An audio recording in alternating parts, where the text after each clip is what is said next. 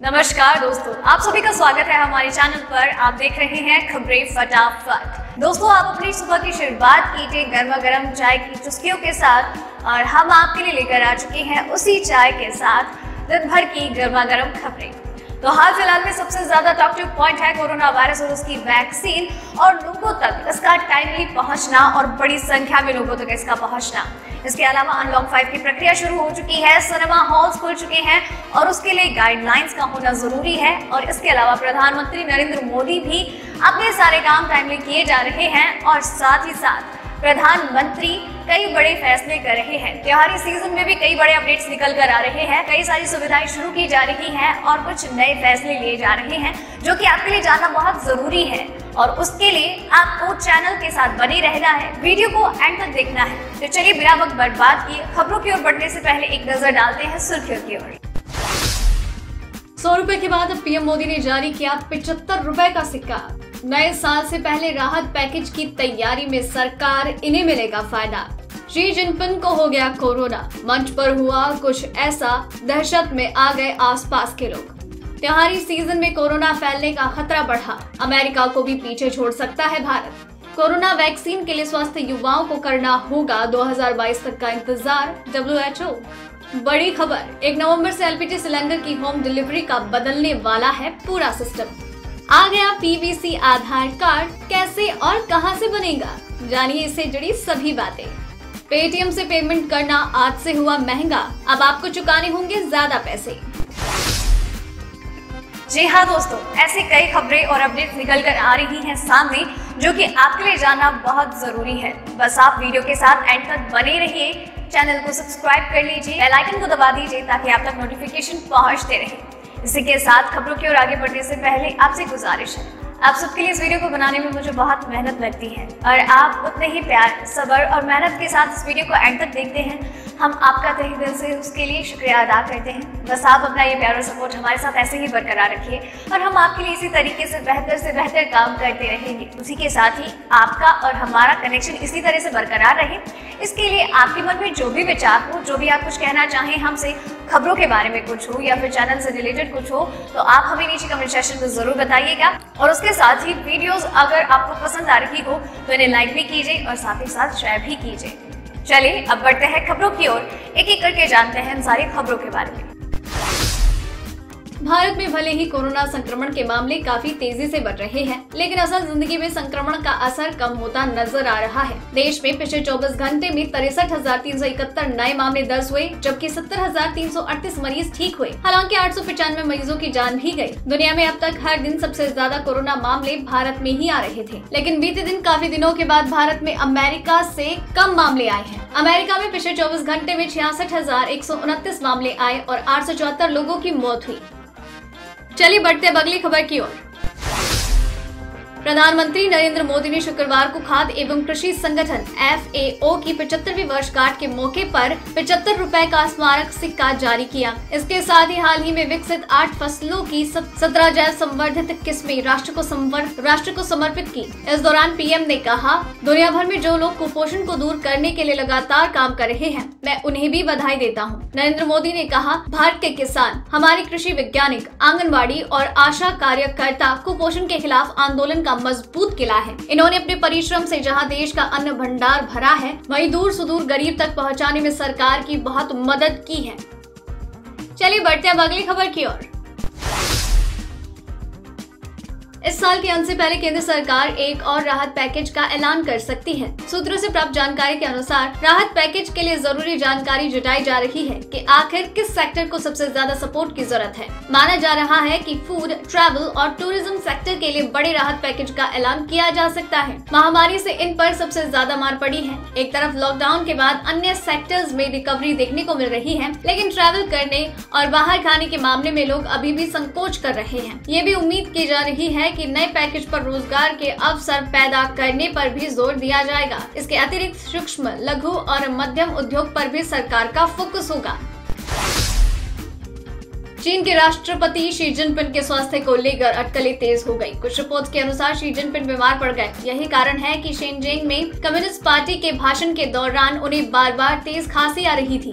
Xi Jinping को इतनी खांसी आ रही थी कि मीडिया के सभी कैमरे राष्ट्रपति से दूर हो गए। हालांकि कैमरे पर शी जिनपिंग के खांसने का वीडियो लगातार रिकॉर्ड हो रहा था। इस पूरे घटनाक्रम के बाद यह खबर तेजी से फैलने लगी कि शी जिनपिंग कोरोना के शिकार हो गए हैं। हांगकांग के एक अखबार ने लिखा, शेनजेन में हुई घटना से चीफ एग्जीक्यूटिव कैरी लैम इतनी दहशत में आ गई कि उन्होंने शी जिनपिंग से दूरी बना ली। शी जिनपिंग बार बार खांस रहे थे और पानी पी रहे थे।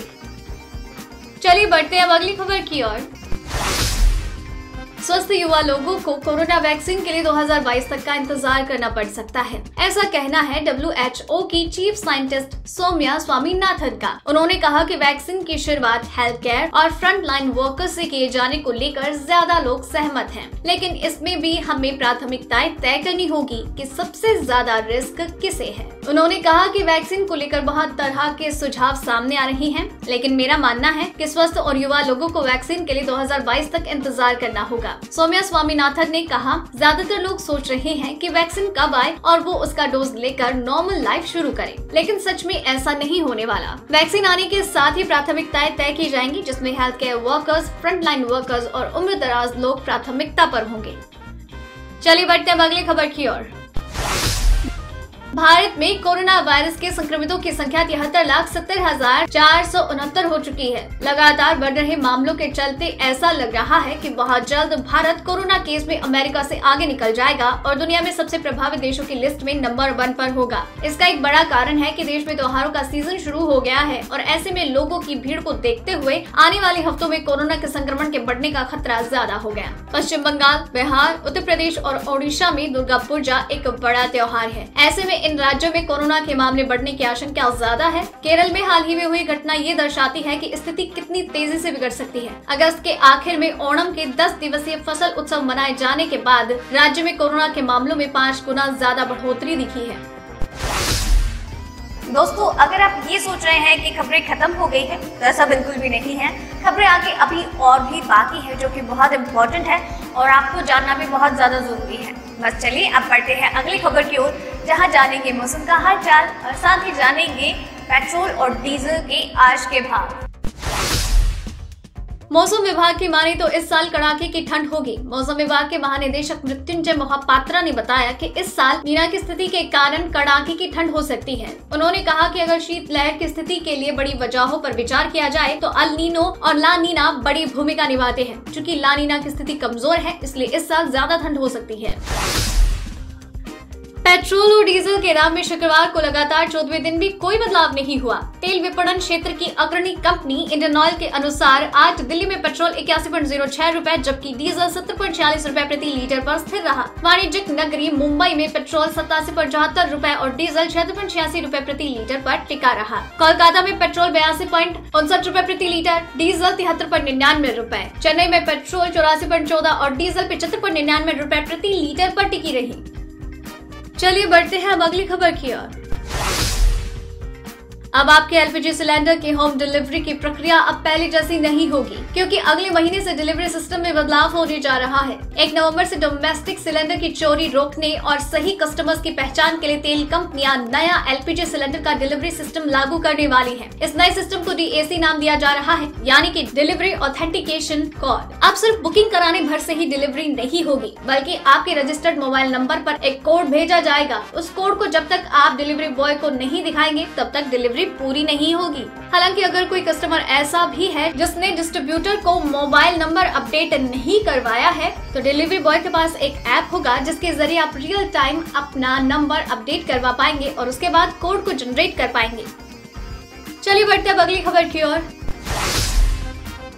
आधार कार्ड को लेकर अब एक नया बदलाव आने जा रहा है। अब से आधार कार्ड एक नए अवतार में देखने को मिलेगा। भारतीय विशिष्ट पहचान प्राधिकरण आधार को पॉलीविनाइल क्लोराइड PVC के रूप में निकाला जा रहा है। बताया जा रहा है कि ये कार्ड बिल्कुल ATM कार्ड या क्रेडिट कार्ड की तरह होगा और इसे बहुत आसानी से कैरी किया जा सकेगा। इस आधार कार्ड की खास बात यह है कि इसकी प्रिंटिंग और लेमिनेशन क्वालिटी काफी बेहतर है। काफी सालों तक इसका यूज किया जा पाएगा। वहीं इस कार्ड से QR कोड के जरिए कार्ड की सत्यता की जाँच भी हो पाएगी। साथ ही कार्ड पानी में होने से खराब नहीं होगा। किसी तरह के नुकसान की संभावना कार्ड को लेकर नहीं आ सकती।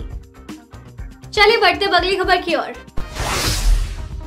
अगर आप भी सामान्य लेन देन के लिए पेटीएम यूज करती हैं तो आपके लिए बुरी खबर है। पेटीएम का यूज करना आज से महंगा हो गया है। दरअसल अभी तक क्रेडिट कार्ड से पेटीएम वॉलेट में मनी लोड करने पर कोई एक्स्ट्रा चार्ज नहीं देना होता था, लेकिन अब कंपनी ने नियमों में बदलाव कर दिया है। नए नियम के अनुसार अगर कोई व्यक्ति पेटीएम वॉलेट में क्रेडिट कार्ड से मनी ऐड करता है तो उसे 2% अतिरिक्त चार्ज देना होगा। इस 2% चार्ज में जीएसटी शामिल होगा। उदाहरण के लिए अगर आप क्रेडिट कार्ड से पेटीएम वॉलेट में 100 रुपए ऐड करते हैं तो आपके क्रेडिट कार्ड से 102 रुपए का पेमेंट करना होगा, यानी पेमेंट से लेन देन के लिए आपको ज्यादा पैसे चुकाने होंगे।